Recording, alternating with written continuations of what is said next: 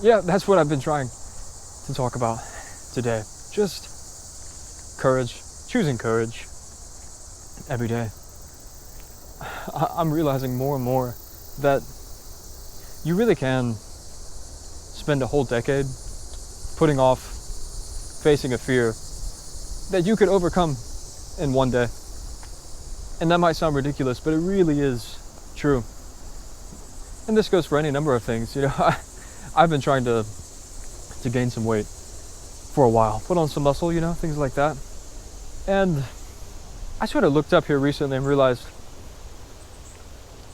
how long have I been working on this, Like, if you catch me in 5 years, is this still going to be a problem that I'm having?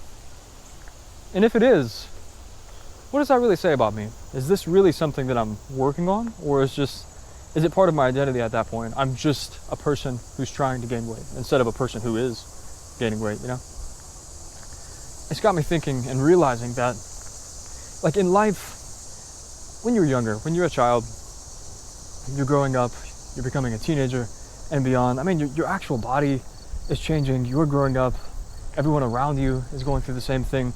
You are, like, radically changing, and it's happening effectively against your will. Like, you're categorically changing from day to day.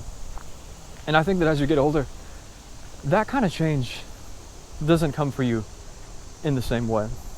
Meaning, you really, you get out, you graduate, maybe that's high school, maybe that's college for you. You get into life,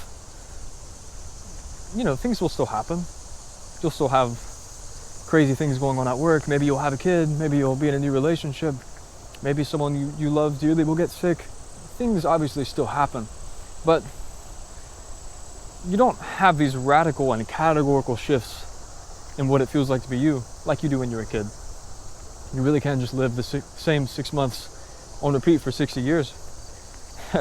You can really take a problem that would take 6 months of serious focus to solve, and you can run the first 2 months of that effort over and over again for the rest of your life. And I'm starting to understand that more and more now, and it's waking me up a little bit, because I think I want to trade my problems in at some level. I don't want to be working on these same old problems 10 years from now. That's a little sad. And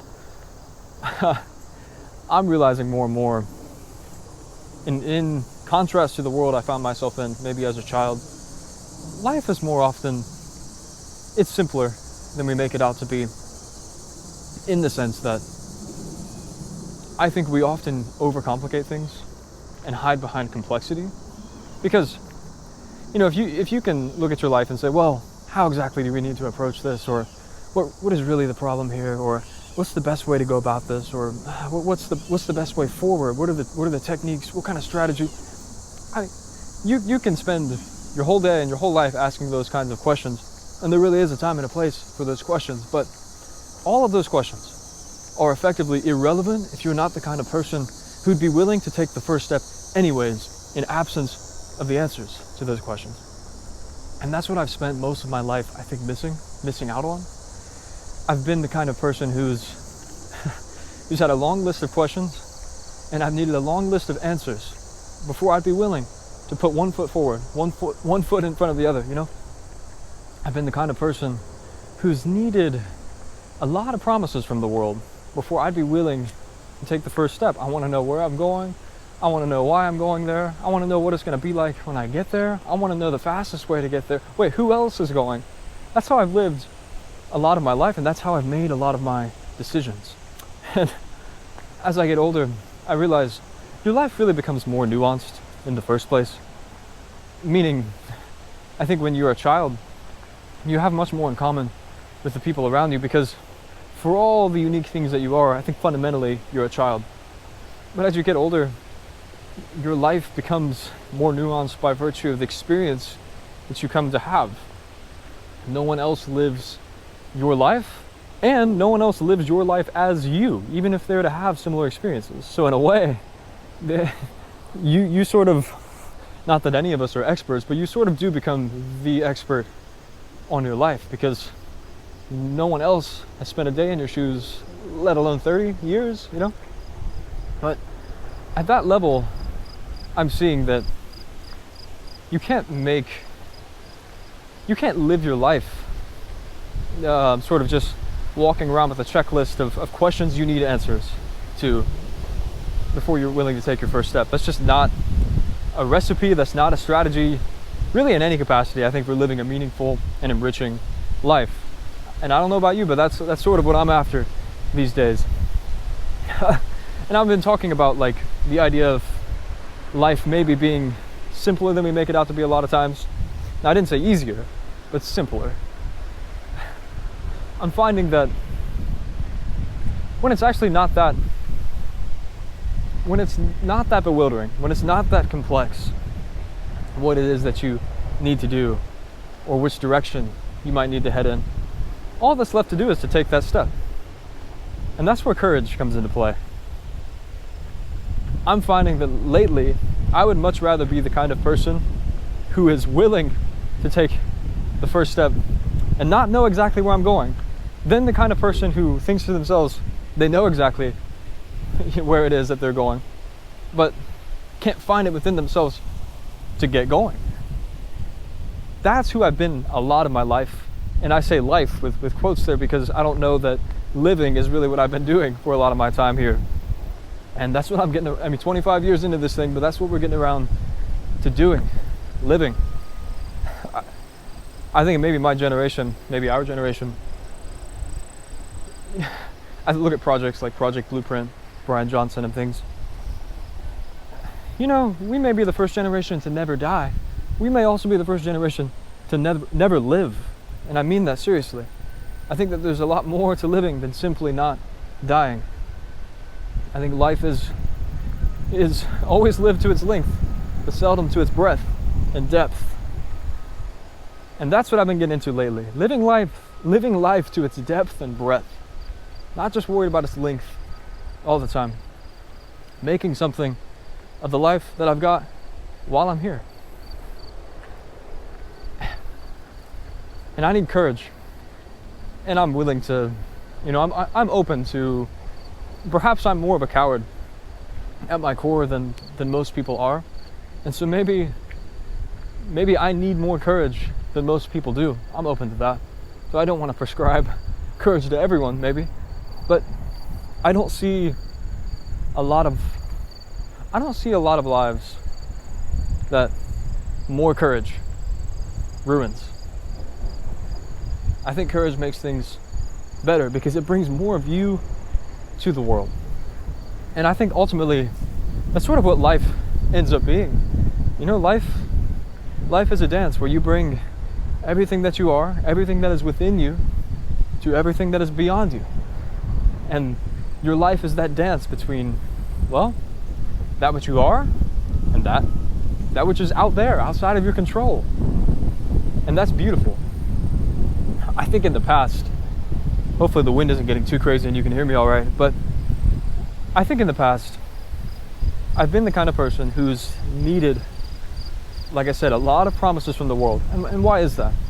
Well, I think it's been because I haven't had a lot of courage. And so my 100% was like 10% of the entire situation. Meaning, let's say I was worried about something happening. Let's say I was worried about tragedy or something, scary times in the world. My 100% that I could bring to that situation at times in my life has been like 10% of that, meaning that other 90% is up to the world to surprise me, and probably surprise me in a way that I'm not going to enjoy. And that's a scary way to live, when I can bring everything that I am and 90% of the deal is still, across the table. That's pretty terrifying. And I've lived a lot of my life as an anxious person in that way. And that's why I've needed all these promises from the world that things are going to be okay, and this is how things are going to work, and this is why you should believe in this. And that's why I cared so much about logical consistency, because I could build these big structures of internal consistency, these systems to live by and to live from. I think now that I'm finding more courage in life, it's more like, and this is probably with a little bit of hubris, so let's Well, let's be humble here. Let's say that I'm 90% of the situations that I come into contact with. When I know that when I bring everything that I am to a situation, that the fact that I'm going to be there is something closer to 90% instead of 10, and it's probably closer to 60 or less, that changes the game. That means I'm not that worried about what the world can promise me or what others can promise me, because, come hell or high water, if the world lets me down, good. That's 10% of the situation here. I'm still gonna be there for that 90. And I think walking around with your chest forward a little bit like that in life, knowing that whatever situation you find yourself in, and when I'm not talking crazy, outlandish situations. I'm just talking about the day-to-day business of life.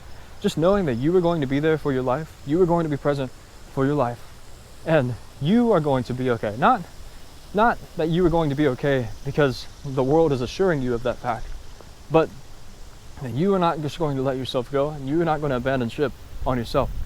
That gives you a kind of peace that I think transcends the kind of peace you get from the promises of the world. I think when I was a kid, or just a younger man, the kind of peace that I would have in the stability brought to me by my life, it was good when it was good. But when those foundations were shaken, things got really bad.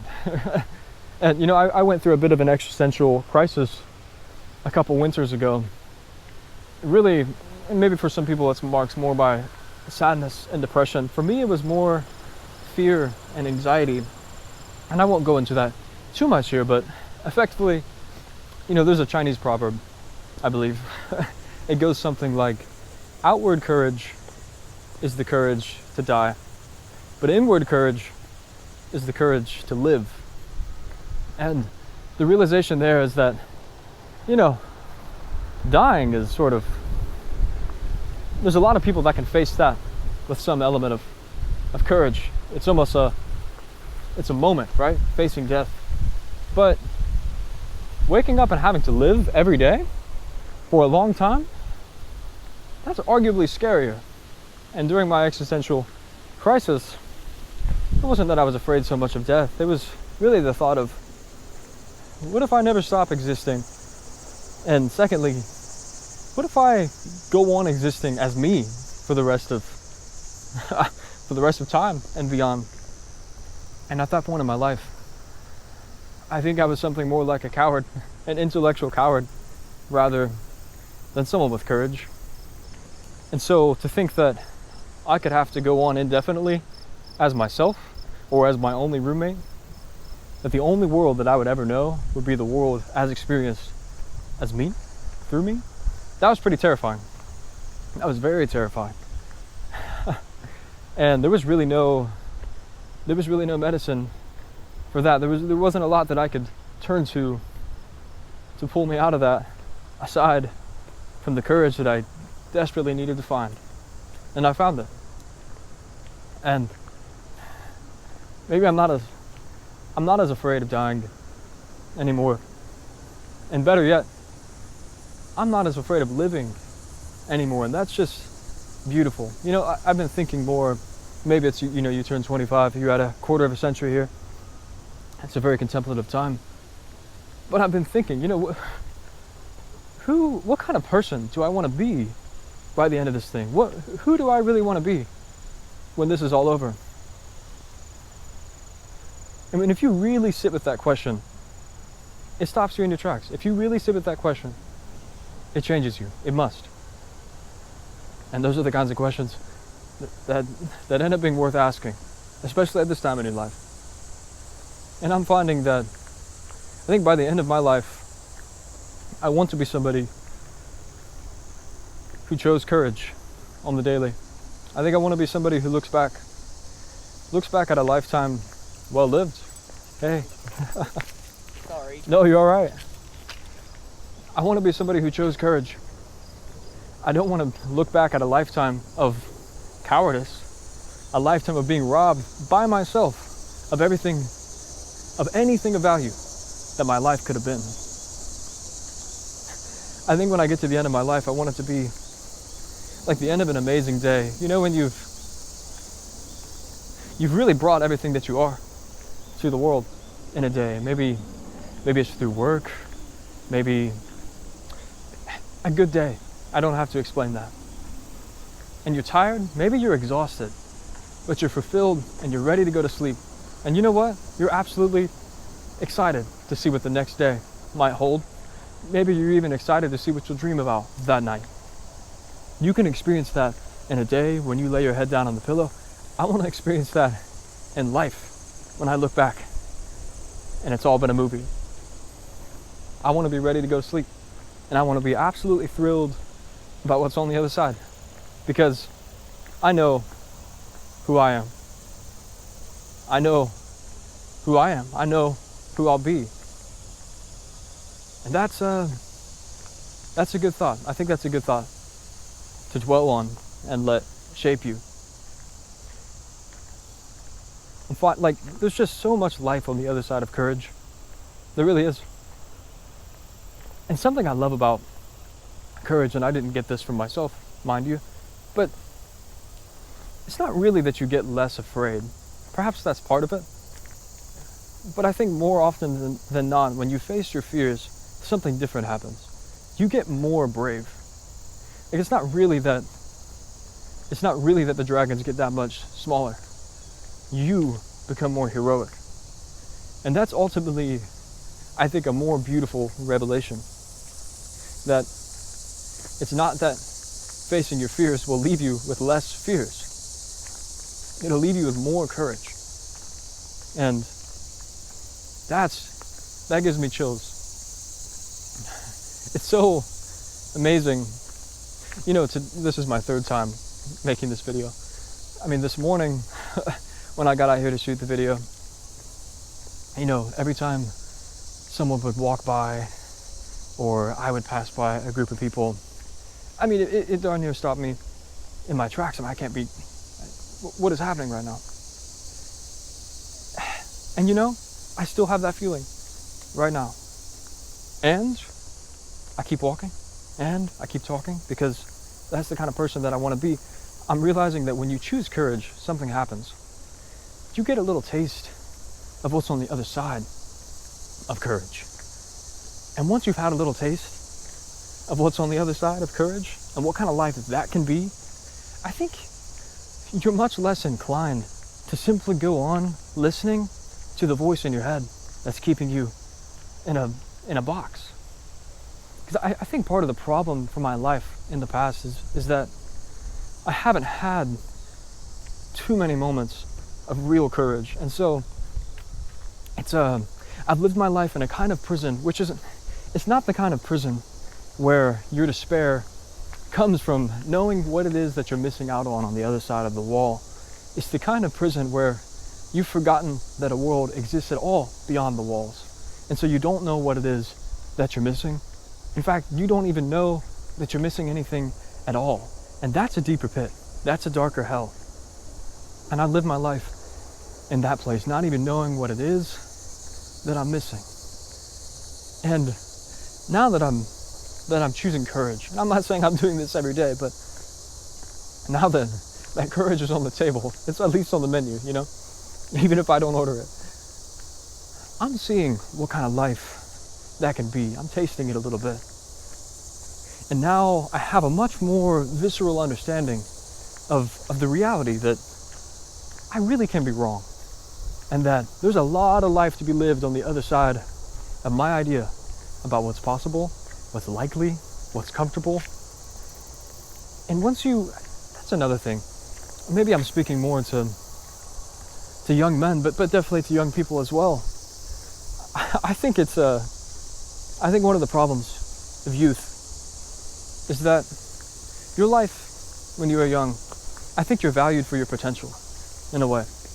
I mean, like you get labeled as a smart kid. What are you saying? I mean, oh, this kid has got a bright future. He's going places. You're valued for your potential, right? And I think adulthood is more about trimming closing doors, trimming off possibilities and going further down one road and making potential reality. I think that's much more of what being an adult is about. But I would say that as a kid, when so much of your life is phrased in terms of potential, I think you can fall into a habit of thinking of your life as a means of trying to get where you want to go, trying to get to where you're trying to go. And I think for a long ways that can make sense. And I do think that can be a valuable discussion to have. But I'm finding more often in life, especially if you're young, all the best places that you would want to actually be are not places that you're aware of currently. And so if your entire life strategy is how do I get to where I'm trying to go, the thing is you may get there, but the real places that you would want to go and you would want to be, you don't even know exist right now. And so you need a kind of openness, an openness to the beauty and majesty of places and kinds of lives that you would enjoy had you only known they existed. And I think as a young person, we tend instead to walk around with a kind of hubris, thinking I know exactly where it is that I want to go, and so my life is just a matter of getting there. And so your life becomes more of an informational, it's more of a navigation problem, right? I'm finding now, as I choose courage more often, courage can allow you to open doors that you didn't know were there. I think we always think about courage in the sense of simply opening doors. Courage can allow you to find and open doors you didn't know existed. And obviously that compounds as time goes on. And so I'm finding that, especially if you're a young person, but of course over the breadth of your life, you have to have a means, you have to have some sort of vehicle, a way by which you can come into contact with the edges of your understanding. And you can live your whole life not knowing what it is that you're missing. And you won't miss it because you don't know that it's there. Courage for me, and I'm not saying this is the only road or the only tool, but courage for me is something that allows me to reliably come into contact with the edges of my own understanding and the edges of my own world that I'm living in.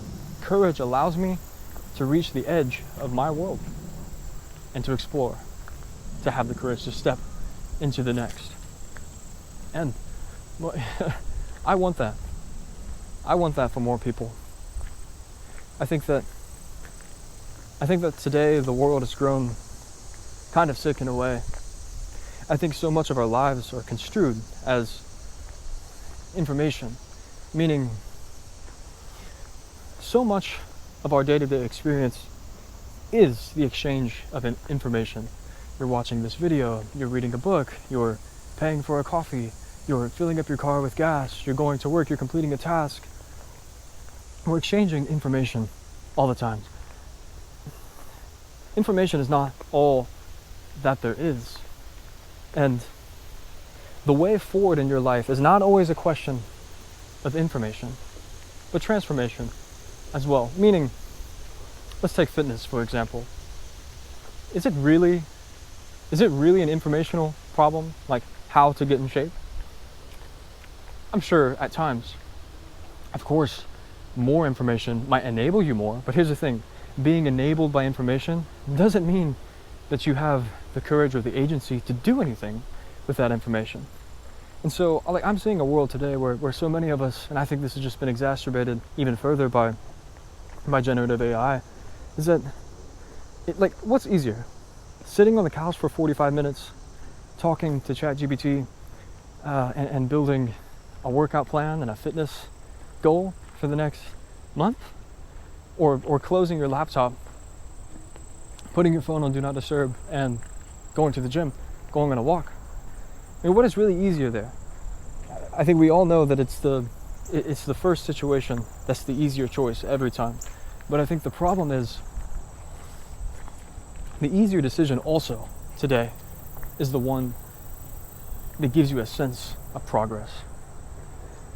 I think there's a lot of young people today, myself included, running in circles and feeling like we're going somewhere because we've spent an hour talking to ChatGPT about something, and we're having this exchange of information, but we've gone nowhere. We've gone nowhere. And I think that we're living in a world now where it's very alluring. Like, it's very easy to be convinced that you are doing something. It's very easy to be convinced that you're making progress when you're just running in circles, maybe just spinning in circles. And so I'm finding that in my life right now, unless I'm doing something where courage is at the table, I've grown more and more suspicious of the idea that I may be making any kind of progress at all. I mean, I think about, how many times have I redesigned a website or researched the next new, piece of gear that's really just gonna augment my recording setup. I mean, we've all been there. That trap of thinking that it's more information, it's more capability, it's a stronger tool, it's a better road, it's a faster road, it's a faster car, it's a better pair of shoes. I think we live in a world where all around us we're being sold that that's what we need in order for our lives to be an adventure. And meanwhile, we've never left the house. That's the kind of person that I've been for a lot of my life, and that's not the kind of person that I would like to continue to be. In fact, there's a place for being prepared, of course, but I want to be the kind of person who's willing to walk barefoot in the name of adventure, rather than be the person who's talking to ChatGPT about the best pair of walking shoes for me to then order and not wear because I'm not going anywhere. I don't want to be that person anymore. And I think so much of our lives as young people is people older than us, our peers, a world full of media asking us, what do you want to be when you grow up? Where are you going? What's your plan? What's your 5-year plan? Where are you headed? And so I think we spend a lot of our lives, a lot of our day thinking about where it is that we're going, but we're thinking while we're standing still. And I think we're so worried about heading in the right direction, taking the best path, optimizing the journey, that there is no journey to begin with. And I think if anything, maybe that's my message to young people, my message to you. Have the courage to go your own way. Have the courage to go your own way. The world is filled with information. The world is filled with answers to questions that you don't even need to ask. And what I mean is, there's always going to be someone out there telling you where to go, how to get there, and what it'll be like when you do. No. But this isn't to say that the wisdom of others has no place in your life. In fact, what am I doing here? I guess I'm sharing some advice, right? But absorbing the wisdom of others, taking into consideration the wisdom of others, that isn't to be confused with taking your first steps on your journey. And I think that when at odds with each other, when the wisdom of others and your own sense of where you are in the world and where you might head are at odds with each other, I think you owe it to yourself to choose your own voice. Because I don't think it's actually your voice. I think it's the Spirit that's calling you forward voluntarily into adventure. I think it's the spirit of adventure. And it's amazing. The older you get, I think the less and less that you feel that you know. We often, when you're a kid, you think the adults know everything, and you get to be an adult, and you think, do adults know anything? The more and more life that I live, I understand that less and less things are capable of being known in the way that we knew them, perhaps, as children. in the sense that we can just put our hand around it, grab it, put it in our pocket. The world doesn't belong in your pocket. You belong out there.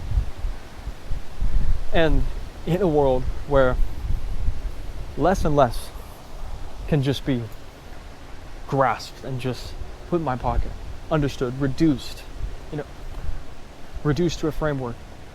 In that world, in this life that I'm living, I suppose I'm relying on fewer and fewer things, but the things I do rely on have deeply been true to me, and I've been true to them. I think one of those is adventure, and perhaps right next door, courage. Choose courage. Have the courage to go your own way. You won't always know what to do. You won't always know where to go, but get going. You can't have all the answers. And sometimes you can have all the answers to questions that don't matter. But if you can be the kind of person that has the courage to go their own way, it won't matter. It won't matter because knowledge, because security, information won't be precursors, prerequisites for you taking your first step. Those will be nice little things in between, because you'll be well on your way. So I think, I want to keep making these videos because I do think that it's something that needs to be said, and I don't think that there are a lot of people saying it. I think there's a lot of people out there selling a solution, selling an idea, prescribing a medicine for a problem they're telling people that they have, it's a nuanced situation, because I suppose telling someone that they should listen to their own voice is itself advice in a way. Telling someone that they should follow their own advice is sort of advice in and of itself. So of course there's nuance here, but I think more than I want to be able to tell people what exactly it is that they need to do in their lives in order to move forward, I think I just want to inspire people to move forward when they don't know what to do with their life. I want to inspire people to have the courage to go their own way. I want to inspire you to have the courage to go your own way. Because I want you to have a life well lived. I've said it before. You don't want to get to the end of your life and miss the opportunity of your life. No, that's not what it is. That would be to misunderstand. You're going to miss the opportunity that is your life. And life is an opportunity, meaning it's not just something that's wholly forced upon you. It's genuinely an opportunity. And what that means is that you've got to bring yourself to meet with your life. You are part of your life. And the more and more life that I live, I want to be the kind of person who has the courage to bring the very best of himself to the world that is beyond him. And if not the very best of myself, all that's left of myself to the world that is beyond me. All that's left of myself. And I think if I can live a life like that, then I am going to get to the end of this thing and be absolutely thrilled to see what's on the other side and ready to put my head down on the pillow. In the end, I think your life becomes a question of who do you want to be? Not what do you want to have, not what do you want to do. Who do you want to be? And that's an open question. It's a beautiful question. In this life right here, every day you get to wake up and answer that question. You don't answer it in your head. You don't answer it by just writing it down. It's not like you're submitting an answer to this question. You answer this question by the way that you choose to live your life in face of everything that your life comes to be. And more, for everything that I don't know, I know that I want to have courage. But whatever this life is going to be, I'm going to be here. And I'm going to live my life courageously. I'm going to live my life courageously, not just be drugged through this thing and surprised that I made it at the very end. I want to bring it all and leave it all behind me. Thanks for listening today. I'll see you around.